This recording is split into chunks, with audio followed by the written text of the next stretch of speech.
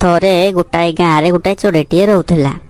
ସେ ସବୁବେଳେ ମନ ଖୁସିରେ ସବୁବେଳେ ଉଡ଼ି ବୁଲେ। କେତେବେଳେ ଗାଁ ଉପରେ ଉଡ଼ୁଥାଏ, କେତେବେଳେ ଜଙ୍ଗଲରେ ଉଡ଼ି ଉଡ଼ି ଫଳ ଖାଏ, କେତେବେଳେ ପୁଣି ସହରକୁ ଯାଏ ଉଡ଼ିବା ପାଇଁ। ଆଉ ମନ ହେଲେ ମନ୍ଦିର ଆଡ଼େ ଯାଏ ଟିକେ ଉଡ଼ି ଦେଇ ଆସେ। ଆଉ ଠାକୁରଙ୍କୁ କହେ, ପ୍ରଭୁ ଯାହା ଆଉ ମୋତେ ପକ୍ଷୀ ଜୀବନ ଦେଇଛନ୍ତି ବୋଲି ମୁଁ ଏମିତି ମନ ଖୁସିରେ ଆକାଶରେ ଉଡ଼ି ପାରୁଛି। କିନ୍ତୁ ତାର ନଜର ବହୁତ ତୀକ୍ଷ୍ଣ। ସେ ଯେକୌଣସି ଜିନିଷକୁ ବହୁତ ସହଜରେ ଦେଖିପାରେ।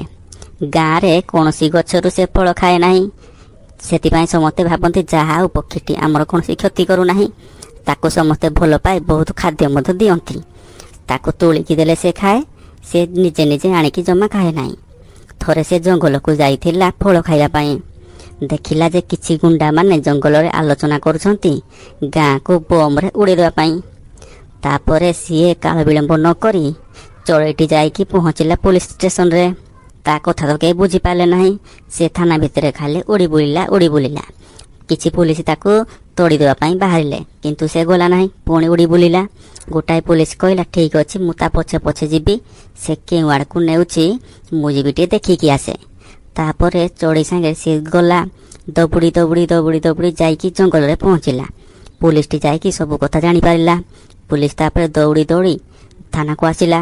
ତାକୁ ବଡ଼ବାବୁକୁ ସବୁ କଥା କହିଲା। ତାପରେ ସମସ୍ତେ ମିଶି ଯାଇକି ଜଙ୍ଗଲରେ ପହଞ୍ଚିଗଲେ। ସବୁ ଲୋକକୁ ସେମାନେ ଧରି ପକାଇଲେ। ତାପରେ ଗାଁକୁ ଆସି ପୋଲିସ ସବୁ କଥା କହିଲା। ଚଢ଼େଇଟି କିପରି ସାହାଯ୍ୟ କଲା ଗାଁ ପାଇଁ, ସେ ତା କଥା ଜାଣିପାରିଲେ ସବୁ। ଚଢ଼େଇଟିର ସାହାଯ୍ୟ ଜାଣି ଗାଁ ଲୋକମାନେ ଅତ୍ୟନ୍ତ ଖୁସି ହୋଇଗଲେ। ତାକୁ ଆହୁରି ଭଲ ପାଇବାକୁ ଲାଗିଲେ। ଥରେ ଚଢ଼େଇଟି ଆସି ସହରରେ ଉଡ଼ୁଥିଲା। ଉଡ଼ି ଗୋଟେ ଜାଗାରେ ବସିଥିଲା। ଗୋଟାଏ ପିଲାଟିଏ ସ୍କୁଲରୁ ଘରକୁ ଫେରୁଥିଲା। କିଛି ଗୁଣ୍ଡାମାନେ ଆସି ସେ ପିଲାକୁ ନେଇଯିବା ପାଇଁ ଉଦ୍ୟମ କଲେ ଏବଂ ପିଲାଟିକୁ ନେଇ ପଳେଇଗଲେ। ଚଢ଼େଇଟି ସବୁ କଥା ଦେଖୁଥିଲା। ଚଢ଼େଇଟି ତାକୁ ପଛେ ପଛେ ଗଲା।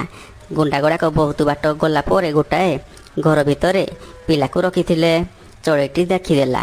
ଚଢ଼େଇ ତାପରେ ଆସି ପିଲାର ପରିବାରକୁ ସବୁ କଥା କହିବା ପାଇଁ ବାହାରିଲା। ସମସ୍ତେ ଚଢ଼େଇର କଥା ବୁଝିପାରିଲେ ନାହିଁ। ସମସ୍ତେ ମଧ୍ୟ ବ୍ୟସ୍ତ ଥିଲେ ଯେ ତାଙ୍କ ପିଲା ଘରକୁ ଫେରି ନାହିଁ। ଚଢ଼େଇର ଏମିତି ଉଡ଼ିବାର ଦେଖି ସେମାନେ ସବୁ ଆଶ୍ଚର୍ଯ୍ୟ ହୋଇଗଲେ। ସମସ୍ତେ ତା ପଛେ ପଛେ ଗଲେ। ପୋଲିସକୁ ମଧ୍ୟ ଖବର ଦେଲେ। ସମସ୍ତେ ମିଶି ଯାଇ ସେ ଘର ପାଖରେ ପହଞ୍ଚିଲେ।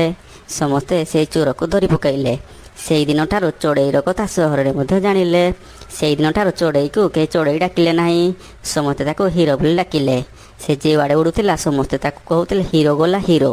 ସେଇଦିନଠାରୁ ଚଢ଼େଇ ହୋଇଗଲା ହିରୋ। ଗପଟି କେମିତି ଲାଗିଲା ଆପଣମାନେ କମେଣ୍ଟ କରିକି ନିଶ୍ଚୟ ଜଣାଇବେ। ଅଧିକ ଗପ ଦେଖିବା ପାଇଁ ଚ୍ୟାନେଲକୁ ସବସ୍କ୍ରାଇବ୍ କରିବେ। ପାଖରେ ଗାଈଟି ଅଛି। ଗାଈ ଥିଲେ ଭୂତ ପାଖକୁ ଆସିବ ନାହିଁ। ଭୂତ ସବୁ କଥା ଶୁଣି ବହୁତ ଜୋରରେ ରାଗିଗଲା। ତାଙ୍କୁ ଆକ୍ରମଣ କରିବା ପାଇଁ ବାହାରିଲା, କିନ୍ତୁ ଗାଈ ତାଙ୍କୁ ବଞ୍ଚେଇ ଦେଲା।